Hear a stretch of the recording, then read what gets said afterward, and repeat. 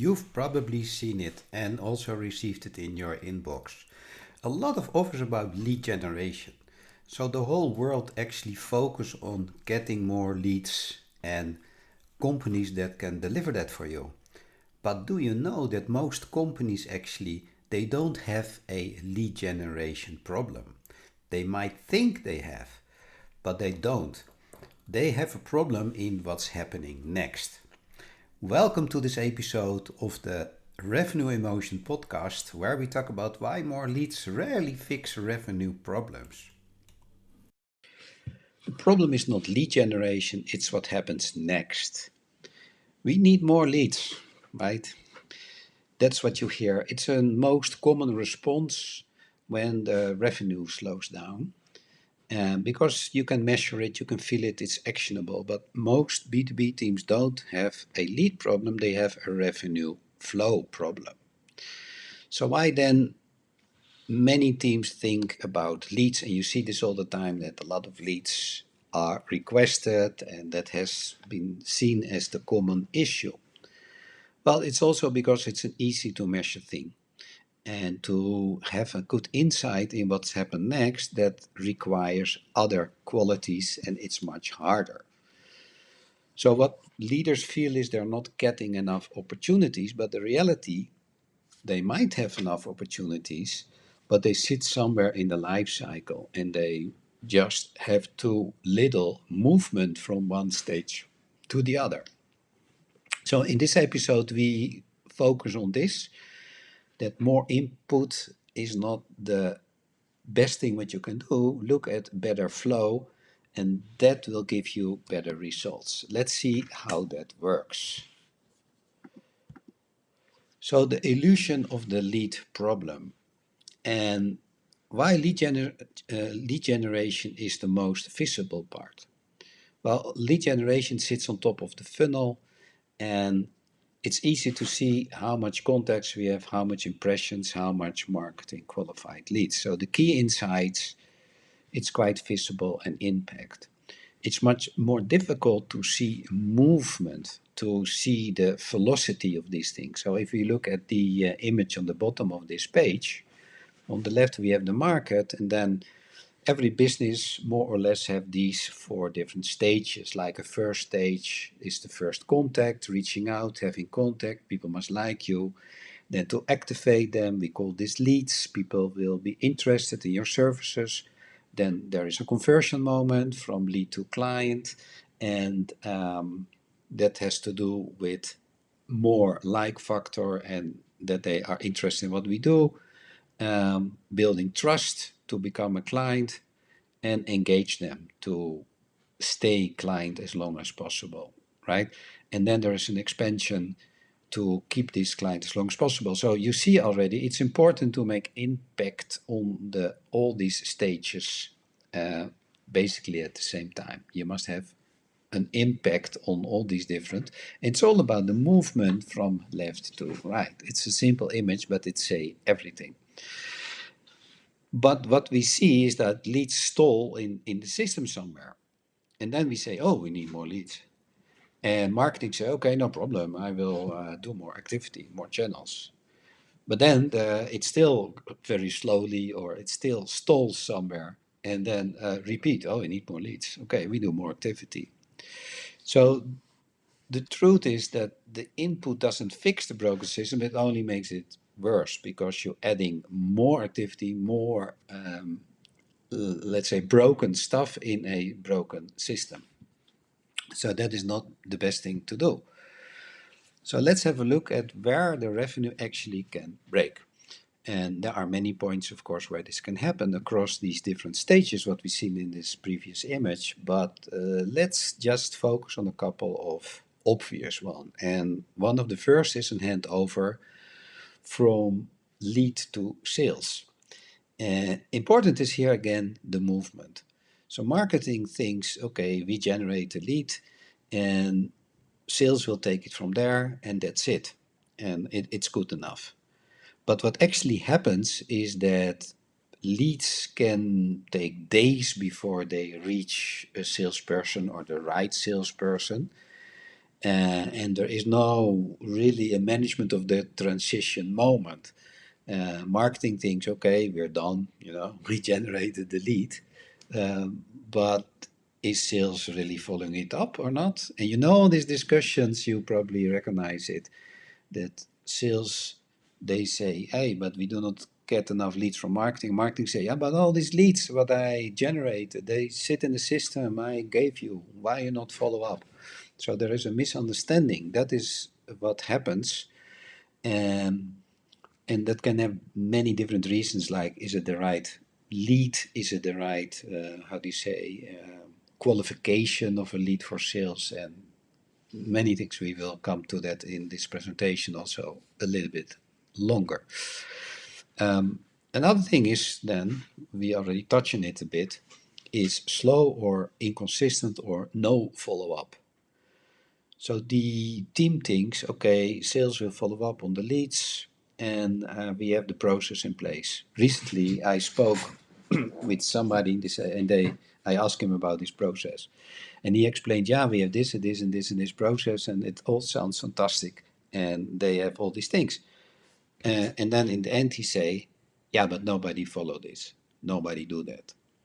So that you have the process already, quite a good thing that you already know, but I can tell you, in many organizations, let alone the definition, what is a sales qualified lead and what is a marketing qualified lead, is not clear at all. So then, how can we give sales leads that they want if we do not have a clear definition what it should be and how it should be delivered and when and so on and so forth? So then, of course, there is inconsistent follow-up as well. So what happens is that follow-up is, very reactive, or, okay, let's do some follow-up. It's like not a structured thing. It's not, a well-organized thing. And of course, you need to prioritize the right way. We come to that also. So many things can go wrong in this follow-up, but in many cases, it's a weak point. And also, of course, the fact that if marketing generate a lot of leads in different qualities, because it's not clear, then sales reps, they also get overwhelmed. CRMs are full, but full with what? And without this prioritization and good automation triggers, follow-up really depends on what you think about it. So that's another thing that really slows down this whole flow, what we just see. So other is, mostly in B2B deals are high ticket. So that means we have more stakeholders involved. That's an interesting one, because then we should reach out. And that's not the most important thing, to reach out to different stakeholders. The most important thing is to combine them, to bring them back to one and the same opportunity. Because we have different stakeholders, and that means, as an example, if one stakeholder we approach with a marketing campaign, they say there is an opportunity, they are interested. Guess now that at a certain point from this same company, a C-level person start checking out, maybe they download something, maybe they follow something, maybe they visit some pages. This might look like a low, low scoring activity if they only visit some pages. But in reality, because we have this deal, we have this lead, we have this opportunity going on, this is very high intent. Only visiting a C-level person, for instance, our website, it doesn't mean, oh, I have a visitor, just visit only a site, so it's not really so high value, we have to develop it further. No, but this person is part of an opportunity that is a much bigger and important opportunity. And the fact that the C-level person visit our site and look around to consume some content, that is really important. So the system should recognize that. If we don't manage these multi-stakeholder things, that really also slows down. you can imagine the other way is true. If we identify this, it can really speed up the whole flow.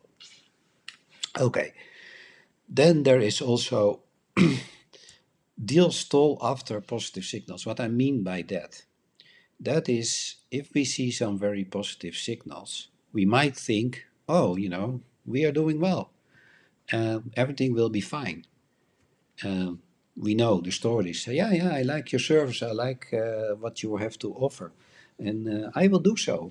Yeah, give me some time. I will organize the budget and I come back to you. Okay, we wait. Nothing happened. So that means the signal was positive, and they are. But many things happen along the way, and there are many moving parts involved. So that means you cannot just leave it like this. Positive signals create false confidence, right? So you must always know what is the next step, and to avoid maybe later kind of situations. So also there, don't think too positive before you have the result. And I know from my early sales activities that we had one sales manager, and he always say, we only celebrate when the ink on the paper signed for the order is dry, right? So it's like this. So before this time, we just cannot celebrate. And the same is here. So we have to really track the movement, the velocity across all these different activities, even when there are very positive signals. Other thing is that closed deals never convert to retained revenue. There is a close relationship between how clients are onboarded and then the retention that they see. So onboarding and retention are closely related to each other. So then you do all the work, right? And we finally have this client. And then we start working with this client. But many companies, they don't even have a well-organized onboarding process. So what does it mean? That we do not pay so much attention to getting the new client up and running with our services, with our product. And that really results in low conversion rates, in retention rates, So the reality is, it's very important to have a very clear handoff between sales and customer service. And in between sit this handover, this onboarding. And that must be really well managed. Otherwise, we see that the retention is much more lower. And across all these different things what we now discuss, there is a common pattern which you can recognize, and that is to do with ownership, especially between one stage and the other. So between marketing and sales, in this moment, in this transition, who is then responsible? Is marketing and sales, is both? Yeah, that's a gap. And the same is sales and customer service. Who is responsible for the onboarding between sales and service? Companies struggle with that, also with this ownership. Is the sales still then responsible for the delivery, or is it delivery and sales is not longer responsible? So these things are very important to consider, how you can manage the transition moments or the whole flow. Other thing is timing. Like I said, lead is qualified, lead sit. What is the follow-up moment? Oh, sales is busy, they're on the way, whatever, we do it later, right? So that means timing can really lose momentum. And there has been all kind of research done that timing matters a lot. And this all is related to visibility. If we don't know how many qualified leads sit there as a, let's say, sales ready lead waiting for me as a salesperson to follow up, if I do not see this clearly or I do not receive a clear signal, then how can I act on it? So we deliver systems that give a notification when there is a new lead. So that means when a lead is qualified, exactly this moment, sales is then notified that there is a new lead and they can take immediate action. Okay, so let's see what are the next steps. The cost of more leads. Well, cost per lead is of course a very important factor, and you can say that if you have these kind of things, the cost per lead will raise when we have of course the life cycle flow slowing down. And when we see the slowdown, we can say, okay, we generate more leads, then the costs go up. But if the revenue not go up one-on-one, so if we double the leads, the revenue is not doubling, that means the cost will go up higher than that we see the results and the model is broken. The other thing what we then see is that you all the time work harder, harder, harder. So the marketing team, they do more activities to get the leads. And sales team, they do the same. But because it's so broken system, then everybody's working harder for less results. So this is not really motivational, first of all. And the other thing is that it's involving a lot of cost. And the most you lose actually by lack of visibility, what we just discussed, by not seeing what's going on. So that's one of the first things to focus on, to see what's going on and focus on this visibility. The collaboration between these teams, that's another thing, what really costs a lot of energy, because we know the situation, sales blame marketing, that the leads are just not good enough, and marketing is complaining about sales. If they don't work together, so they don't have an understanding, they don't have a common goal, they don't have a common definition, what is a good lead or a marketing lead. If they don't have an agreement together, how many leads must be delivered. So if they don't talk to each other, if they don't have common understanding about the business, then you can understand that that is costing a lot of effort and cost. So that really does not create a good growth level. It's more noise, cost, and frustration. And let's see what we can do about it. So what actually fixes revenue problems because of this flow stalling? First of all, to think about two things: ownership and timing. We already touched on it a couple of times. It's not about measuring the activity, but we must measure the momentum. Timing, it's much more also important than perfection. Many times I talk about imperfect action, and that's difficult. I also struggle with this myself.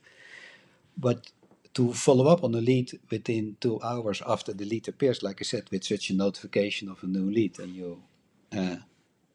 you respond to it within 2 hours, it's much better than do a perfect follow-up after 2 days. So you can better immediately grab the phone, and maybe your follow-up is not perfect, but that has more effect than that you completely prepare a presentation and nice, let's say, think about the exact wording you want to do in the call and to make the first impression, and after 2 days you call. Probably person say, who are you? I do not recall that I downloaded something. I have examples that I sent such a beautiful white paper about something, and days after they downloaded this, I just contact people and say, hey, you downloaded my white paper. What do you think about it? And they say, what white paper? I don't know. I download many things, so I'm not sure about your white paper. Yeah, so doesn't really matter. But if you immediately after they download it, you receive this signal and you follow up, they most likely will remember what they just did, right? So timing over perfect. The other thing is flow over stages. So we can focus on how many marketing qualified leads do we have? Okay, that's cool. We have marketing qualified. How many sales qualified leads? Oh, more cool. How many opportunities? That is cool. We have a lot of opportunities. Opportunities are almost orders. But what if these opportunities sit there for months? It looks like an opportunity, but we did not really consider if the opportunity is also, let's say, having any motion, movement, flow. So flow is much more important. You might have a first contact, what flows very smoothly through the different stages and become a client. It's much better and more important than a bigger opportunity that sits there for weeks or months and not move at all. So having opportunities fine in sales qualified leads and so on and so forth. But more important is what's going on in the velocity, in the movement. So we don't like to stall these things. It must be in movement. To do so, then fix one break. We cannot fix the whole entire funnel at one time. We all know the Pareto rule, right? The 80-20 rule. That 20% of a course is then the result of 80%. So that means the same apply here. So it will be that 20% of our problems, 80% of the revenue problems is caused by 20% of breaks. So we should find the breaks. And you can even though do 80-20 and then double, so 80-20 do on 80-20, and then it is something like 3% of your problem is responsible for, I think it was 67% of the result. So that means focusing only on this one thing has a tremendous effect on the other. And then also measure the impact, not the activity.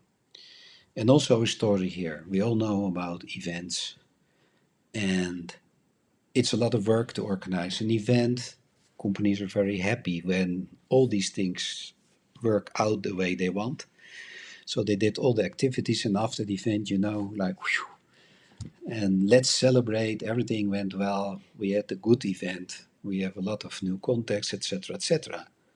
And then it stops. So that was the activity by itself. So, but what was the impact from this? And the impact only comes by taking more actions. It's not a one thing. So the activity itself, it's something what you have to do. But more important is, how does it fit in the complete flow, and what impact have it on the complete flow?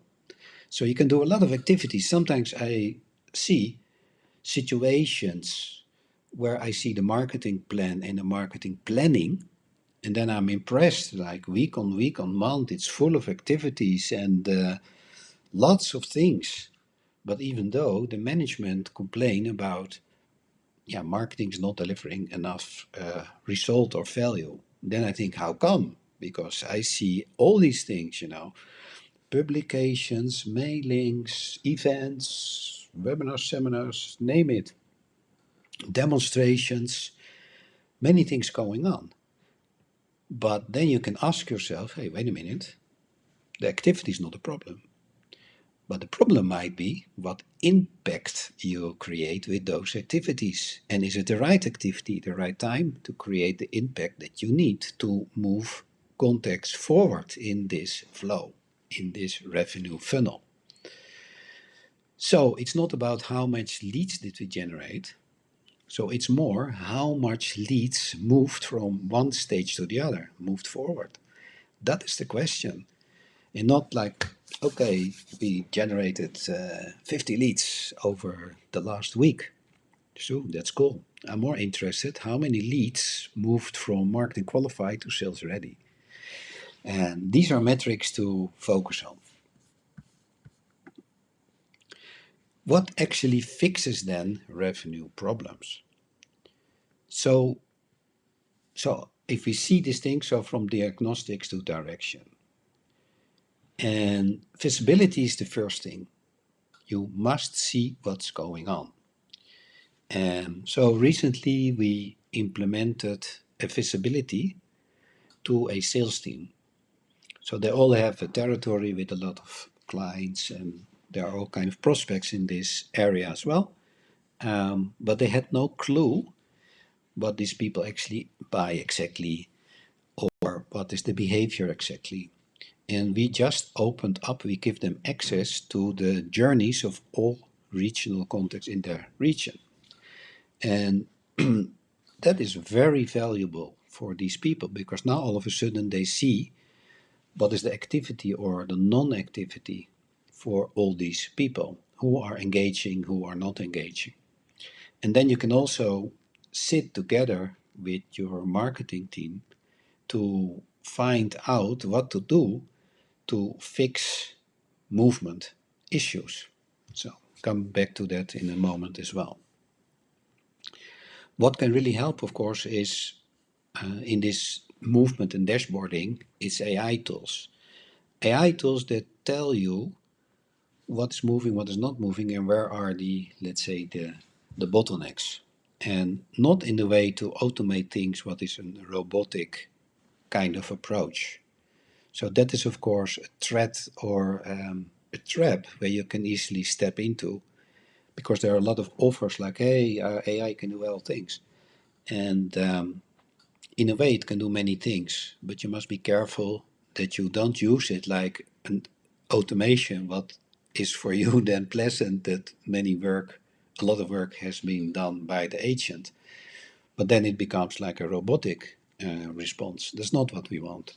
We want a personal, reach out, personal response. So you can follow this checklist, what I have here on the right side. And you can ask yourself, can you see the full customer journey? Like I said, these problems with what we just implemented for a corporate organization, that the sales team, no, they did not see the full customer journey. But now they can. So do you see the full customer journey? That's first of all.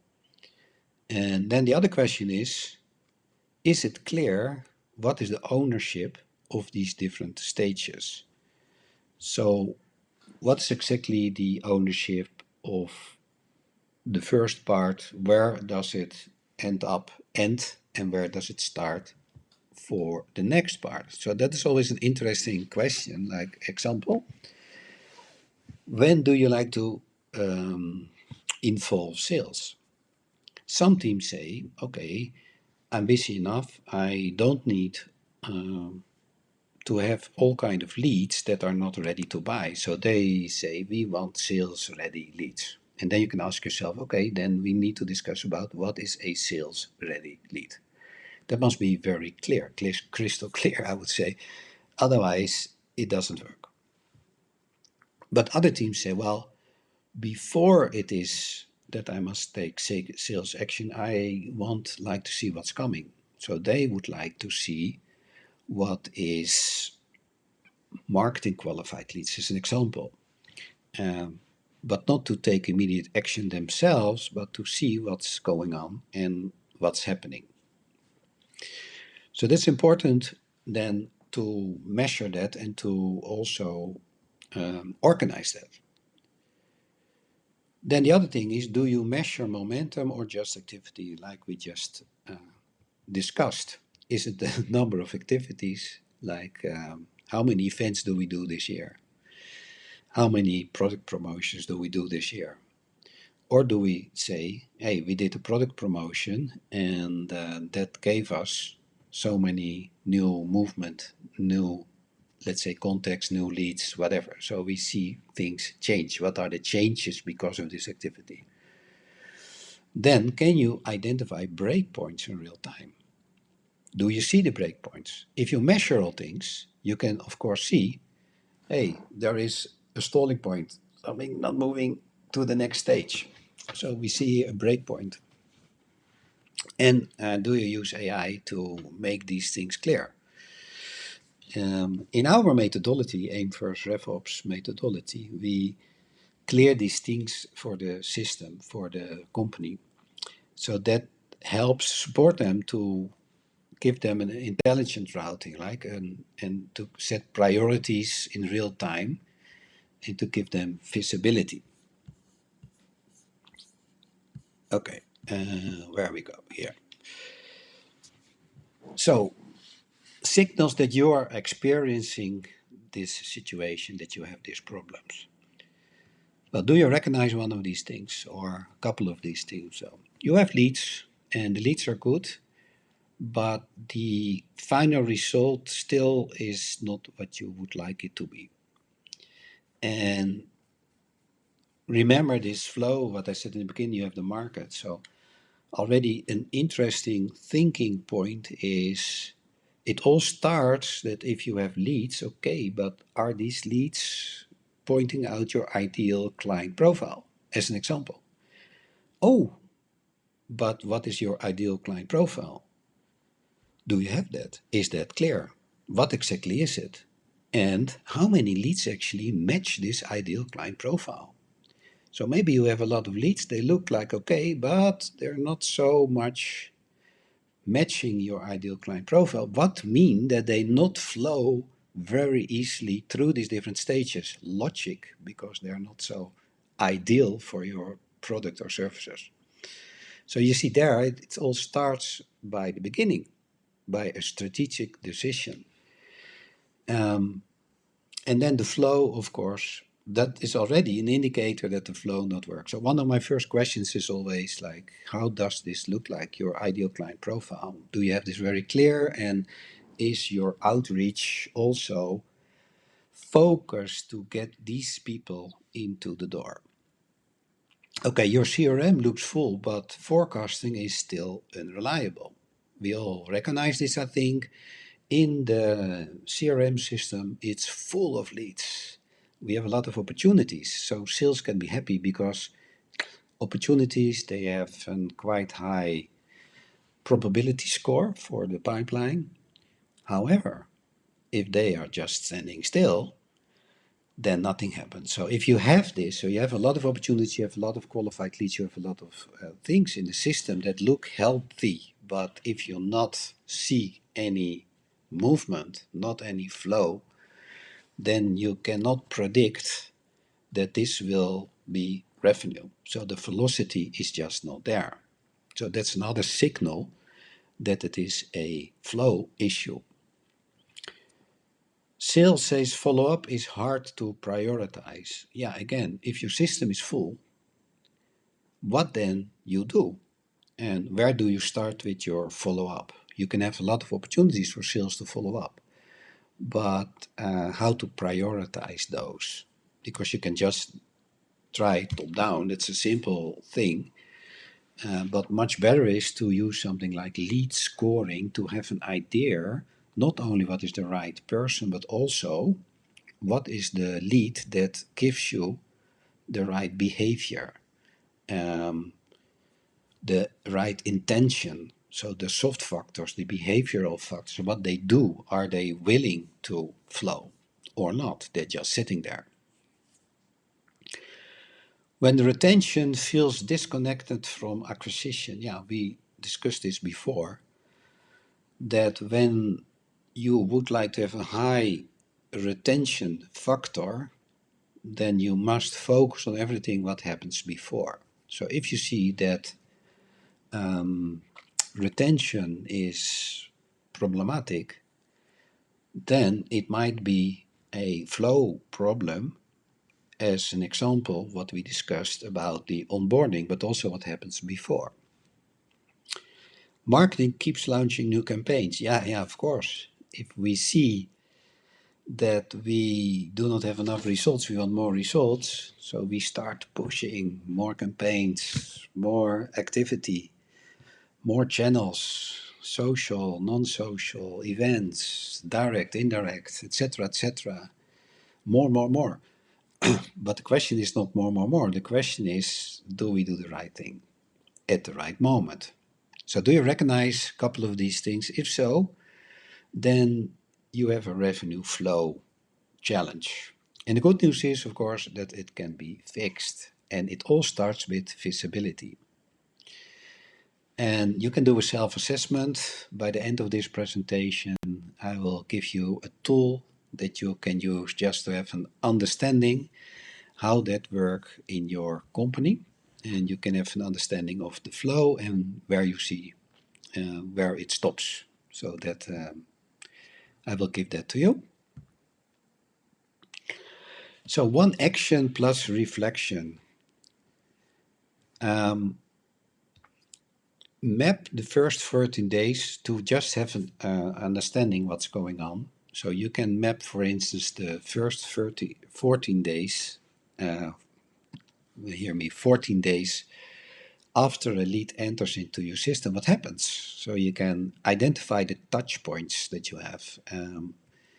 You can use a simple schedule for that. If you would like to have a schedule what we use, then please reach out and I will give it to you, where you can see what different touch points you have and what different touch points you don't have, and who is touching this lead, and also what is the timing between these different touch points. There's always a misunderstanding about timing and how many touch points. But the reality nowadays is that you need a lot of touch points. And then there is also a difference between activity and touch point. What I mean by that, so you can reach out many times, but do you reach, actually, do people see your message? You can post many messages, you can send many emails, but how many of these are really that somebody read it, that somebody see it, that somebody take note of it? And a real touch point, that means there is an interaction between your content and your person that you like to contact.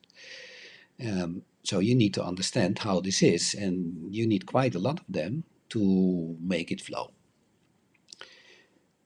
What we discussed, find the biggest gap and fix that first. You can ask yourself the question, if you doubled your leads tomorrow, will your revenue actually also double? And if you see this in an honest way, and if the answer is no, you know where to focus, then it's really a flow problem. And be careful, because then if you double the activities and you push marketing, do better, do more, then you might be in a difficult situation, because you're increasing cost without fixing the real problem that sits in the revenue flow. In the next episodes, we will focus on specific areas where you can focus what you can do. And one of the first is the handover between marketing and sales, or the connection between marketing and sales, or the collaboration between marketing and sales. How important and how you can improve it in a simple way that really gives you much better results. It's a big thing to improve, and most companies struggle with this, and they sit still in a siloed situation there. Okay, we come to the end of this episode. So what are key takeaways from this episode? Lead volume is a misleading metric. So it's more than only lead volume. And focus on the complete life cycle, not only on this, because otherwise you create noise. That's what we discussed. There are a lot of hidden costs if your revenue flow is broken. So if you struggle from profitability, or the cost per sale is too high, the cost per lead is too high, then focus on the flow, on the different stages. And there you can really reduce cost. It can be much more efficient, can be a lot of better flow, mean lower cost. How to identify your first high impact break. Yeah, we discussed that it may make really sense to focus on this high impact breaking point. Fix it first, and that gives the most benefits. And that retention is always affected, but what happened in the stages before. So, like I said, I have a revenue flow diagnostic for you. You can download this for free. You can play around with this to have an understanding by filling in this and see where the revenue is leaking and how much revenue is leaking. And because it takes you to different stages, and if you just think, but I don't know what to do with this stage, that means you maybe don't have this stage, you don't have this activity, and that's already an improvement point by itself. So for now, I thank you so much for your attention in this episode. Looking forward to see you in the next one, where we focus on more in detail how we can improve your revenue flow, bring down your cost, and increase your revenue. See you then. Thank you so much.